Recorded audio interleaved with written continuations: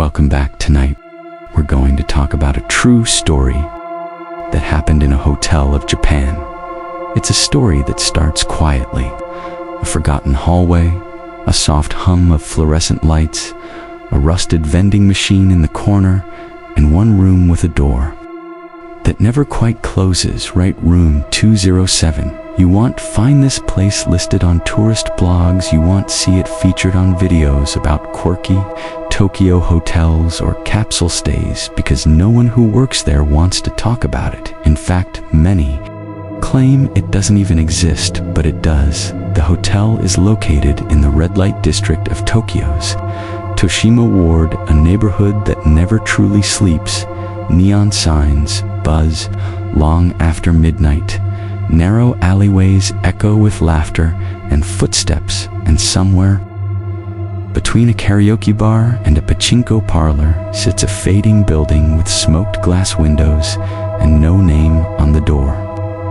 Most people stumble into it by accident, drunk, desperate, or simply looking for a cheap place to lie down for a few hours, the kind of hotel that charges by the hour, no ID required, a place people come to be forgotten. A few years ago, a woman named Ayumi checked in. She was 28, quiet, and worked as a night shift nurse at a nearby clinic. Her apartment was undergoing some emergency plumbing work, and she didn't want to bother any friends or coworkers. She figured she could stay one night in a love hotel, just sleep, shower, and leave before sunrise. She booked the cheapest room available, room 207. The man at the desk didn't even look up when he handed her the key. He just said, "Don't call if you hear things. The walls are thin." At the time, she thought it was a weird joke. She stepped into the elevator. The lights flickered as it rose. When it stopped on the second floor, she noticed the carpet was wet in the hallway. Not soaked, just damp, as if someone had spilled water, but never cleaned it properly. She turned the key in the old brass knob. The door creaked open. The room smelled like dust and faint perfume, the kind of scent that lingers long after someone leaves. The wallpaper was peeling in the corners, and the ceiling light buzzed softly. But Ayumi didn't mind. She was tired. She undressed, took a quick shower, and lay down on the hard mattress. There was a mirror on the ceiling above the bed, cracked slightly at one corner. She avoided looking at it, and for a while, everything was quiet until it wasn't. Around 2 a.m., Ayumi heard a knock. It wasn't from the door. It came from inside the room. 3. Soft knobs, slow deliberation. The wall just behind the headboard. She sat up. Her heart was beating fast now, but she told herself it was probably someone in the next room. Maybe a couple fooling around or arguing. These hotels weren't exactly soundproof. She lay back down, and then came the second sound. This time, it wasn't knocking, it was breathing. Heavy, slow breathing, like someone was standing very close to her ear. She could feel it in the air, the slight warmth, the faint moisture, almost as if someone were crouched beside her, staring. But when she turned on the bedside light, no one was there. She sat up, fully awake, now scanning the room. That's when she noticed the mirror above her had fogged up just a small patch, as if someone had breathed on it. Still, she tried to brush it off. Maybe it was steam from the shower, maybe her own breath. She was tired, overworked, her mind was playing tricks. She got up and walked to the small table near the window. There was a kettle and a pack of complimentary tea. She poured herself hot water and took a sip. The city lights shimmered through the frosted glass, distorted and ghost-like, and then she saw the reflection. Not in the mirror above the bed, but in the black screen of the turned-off TV. A woman standing behind her, long black hair that covered her face, pale hands at her sides, motionless, just standing there, inches away. Ayumi turned around instantly. No one. The room was empty. In the bathroom flickered the air in the room suddenly turned cold, not like a draft, but like something heavy had settled in the space. Ayumi backed up toward the door, her hands trembling as she reached for the knob, but it wouldn't turn locked. She pulled harder, nothing. Then she heard the whisper. A woman's voice, soft, broken, choking on the same 3 words again and again. Please let me out. She wasn't sure where it was coming from. The walls, the mirror under the bed. She ran to the window, hoping to scream for help, but when she pulled back the curtain, there was no city outside, just blackness, endless, suffocating black, as if the entire building had vanished or the room had slipped into a different place altogether. That's when the bathroom door creaked open on its own. Ayumi stood frozen. She didn't want to look, but she couldn't stop herself. Inside, the lights were off, but she could just make out the shape of someone sitting in the bathtub, slumped forward, hair wet and clinging to the porcelain. The breathing started again, closer.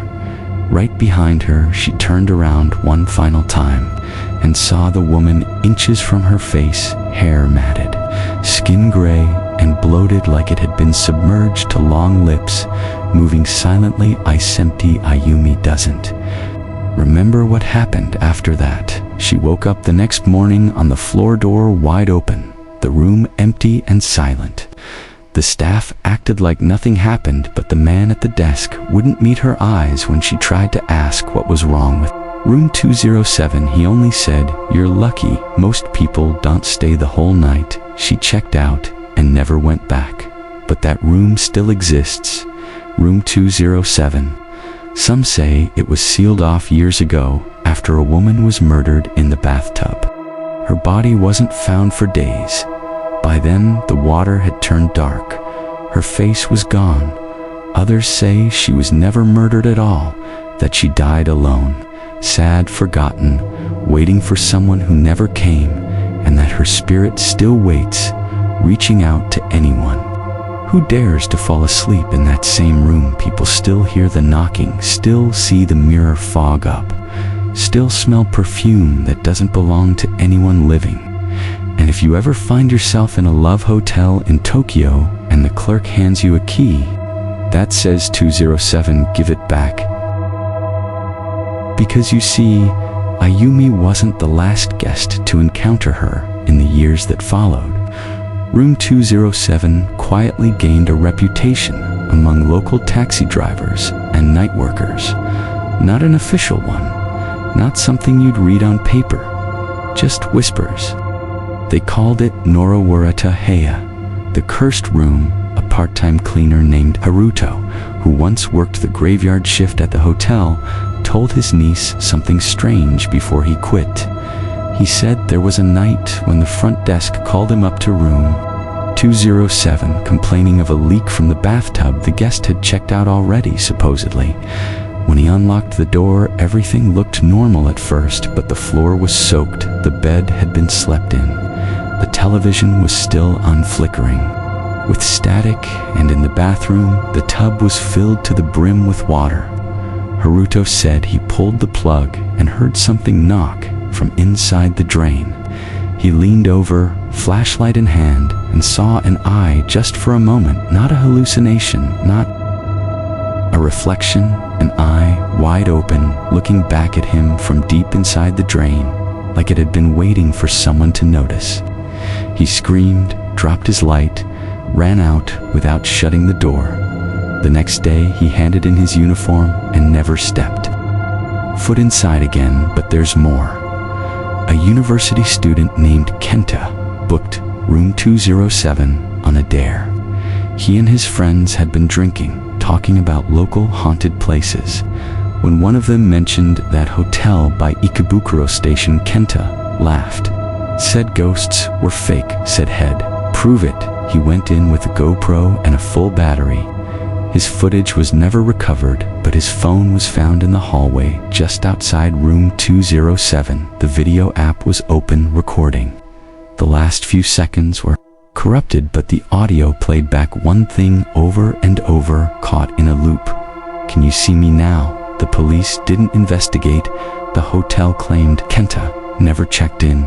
No record, no payment, nothing.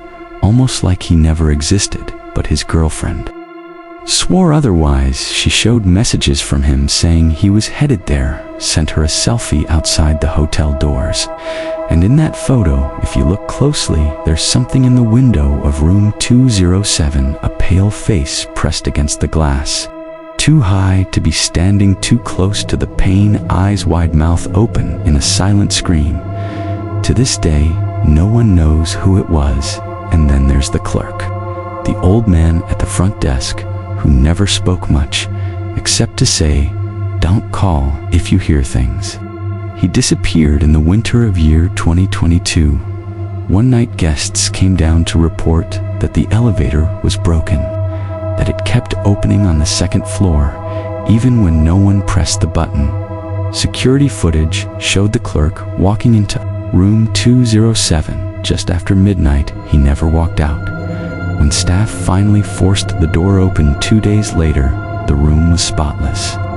No signs of anyone, no signs of a struggle, but in the mirror above the bed, written in the fog, was a single word: stay. They tried sealing the room, locking it, boarding it up, but every few weeks the boards are found removed, the light is on, the bed is unmade, and someone always hears knocking 3 times, always from inside the wall. There are people who still work in that hotel, but they won't speak about room 207, not directly.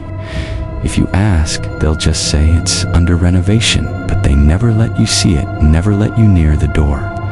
Sometimes at night, people swear they hear something. From that floor, a woman crying, a bathtub filling, whispering behind the walls. And if you're unlucky enough to take the elevator and the doors open on the second floor, even if you didn't press the button, do not step out, because she might be waiting, just like she always has been, alone, forgotten, watching, waiting for someone to finally stay. If tonight's story lingered with you, if you felt that chill in your spine, don't forget to like and subscribe for more real stories like this one.